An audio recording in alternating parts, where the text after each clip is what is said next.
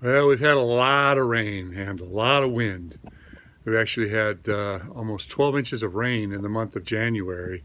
So the ground is thoroughly saturated, and then along comes these windstorms and boom, trees are going down.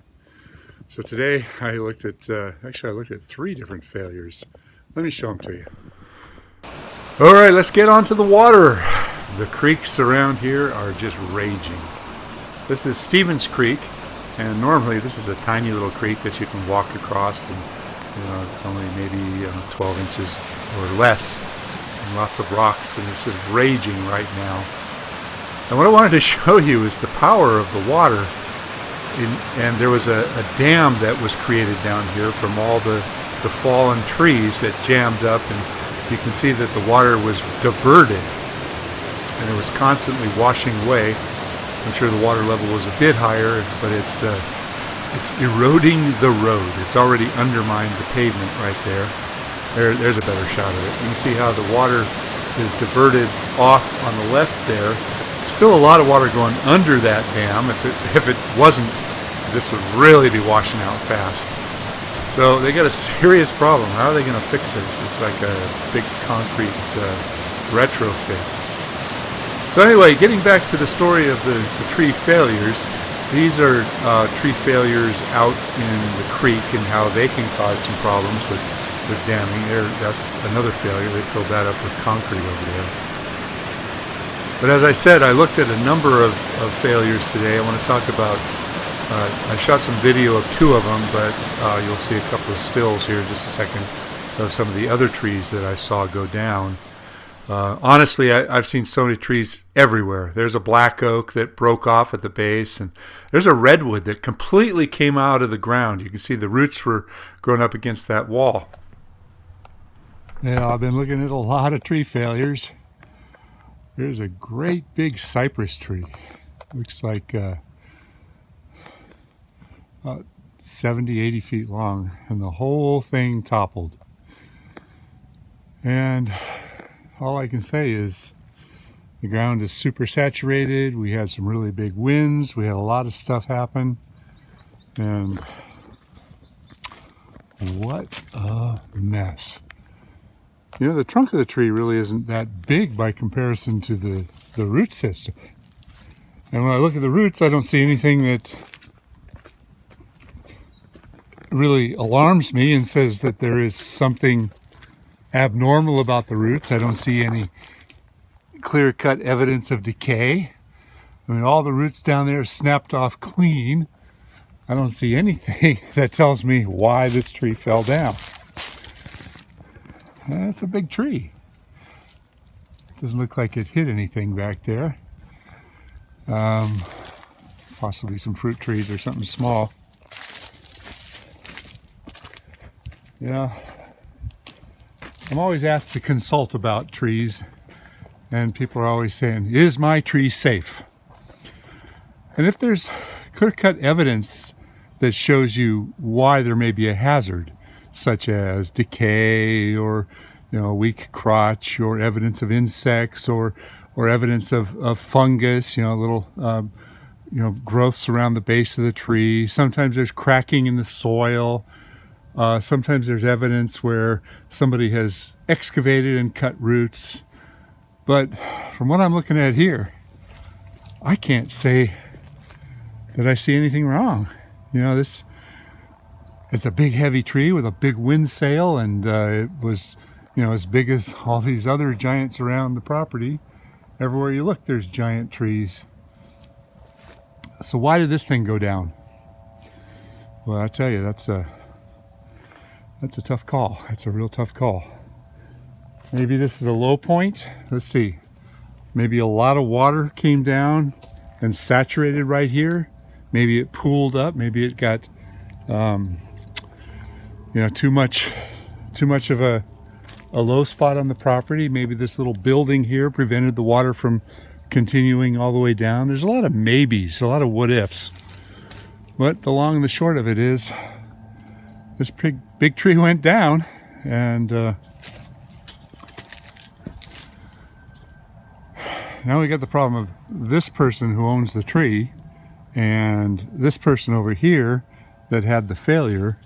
The insurance guy came out and said, well, that's an act of God. It's his problem. Doesn't seem quite right, but I understand, you know.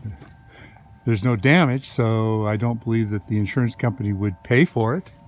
You know, good neighbor practices would say that, you know, maybe they could split the bill or something.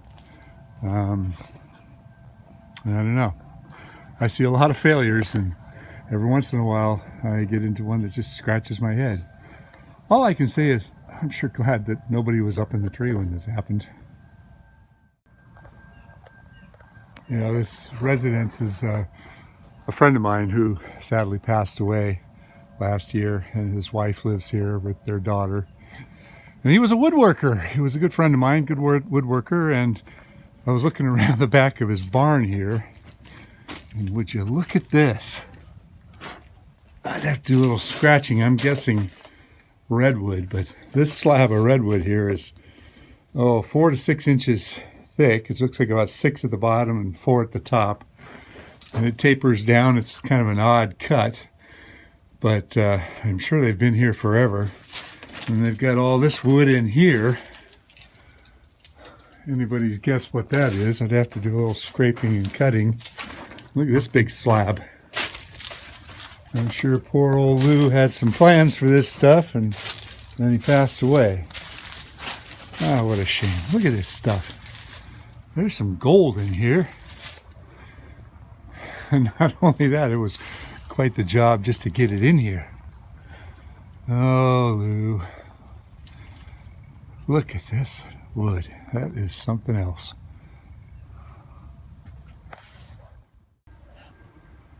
Oh, went around the corner and look what I found here. Oh, that looks like walnut and slabs of something. I'd have to do a little, I'll bet that's all walnut. That looks like probably high quality redwood siding. Some of it's painted. There's wood on the floor. There's wood over there. There's wood in the rafters. There's wood everywhere. Oh boy. Poor Lou. There's some gold up here too. Look at that old tight grain, old growth redwood. And you run that through a planer, that would just be beautiful. Beautiful, beautiful stuff. I don't think Sandy knows what she's got out here. A lot of rat infestation, a lot of, you know, it's hard to deal with a pile of wood. You know, there's some gold in there, but to get it clean enough to say that it's suitable. Well, Lou worked on locks and doors. Look at all these boxes of hinges. Oh my gosh. Hinges, hinges. Baldwin. Oh my goodness. Oh, Lou. I'm sorry.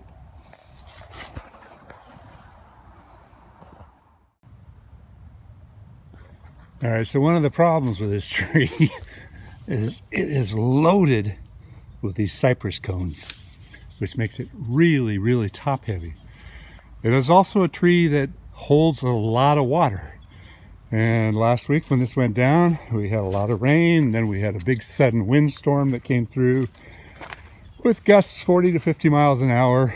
And if you add it all up, that's why the tree went down. So there's a lot of reasons. Now they've got this big mess to clean up. So I got two options. I can either take the tree out through the person's yard that owns it, which means I'd have to take down the fence, and it's a long haul, or I have to talk to the owner of this tree, or this house, and go through a very delicate backyard and interlocking pavers and really nice area. Theirs is across the dirt, theirs is across the pavers. Much longer haul, more to damage, and a lot of wood to haul away. Now, it doesn't look too bad, but I know it's a lot of work, and it's heavy work. And getting the stuff all the way down through the property here might be a challenge, might be more complicated than it looks. There's stairs, there's a narrow area, there's a lot of little plants that we could potentially damage. Well, actually there's a little ramp. So if I move these rocks, I can use my dolly. If I back the truck up to where those garbage cans are, it's not too bad. I think 3 guys can get that done in a day.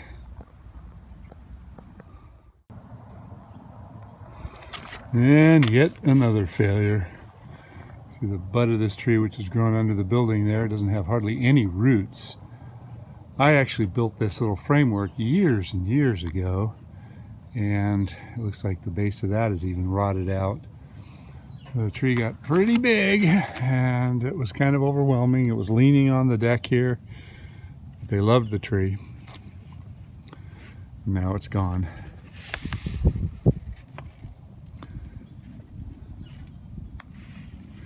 Lots of failures. I've been looking at too many failures. This windstorm was something else.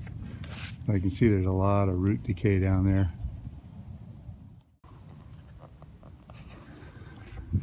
Yeah, I knew it was going to go someday.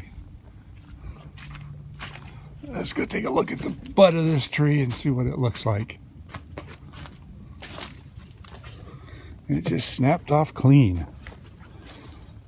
Oh, for such a big tree, it doesn't have much of a root system. That's amazing. It's not a huge tree, but I sure imagined the roots of this tree to be considerably larger. Oh, look at all the decay in here. Yeah.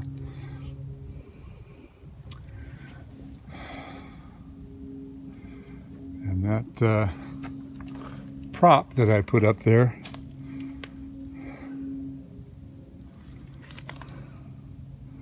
well, I have an old video of when I did that.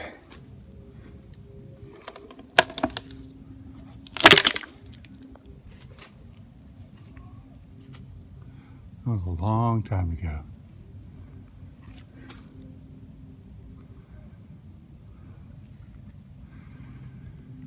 Hardest part about this job is going to be getting this stuff out of here, because it's a long drag.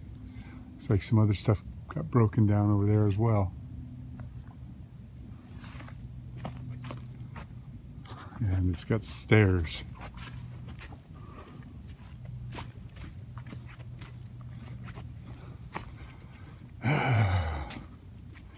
And a planter box. I don't know if this will move or not. Yeah, we can move that. But we got all these stairs to go up.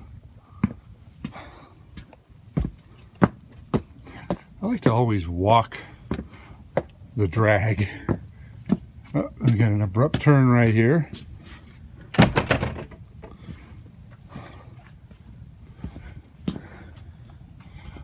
All the way out.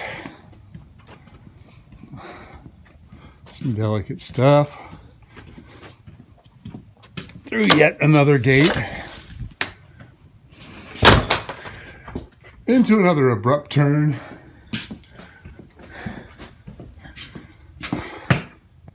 To an uphill driveway. Guess we could back the truck and chipper down to about right here. Oh boy, I don't see any other alternatives either. If we could drag it all the way around this way.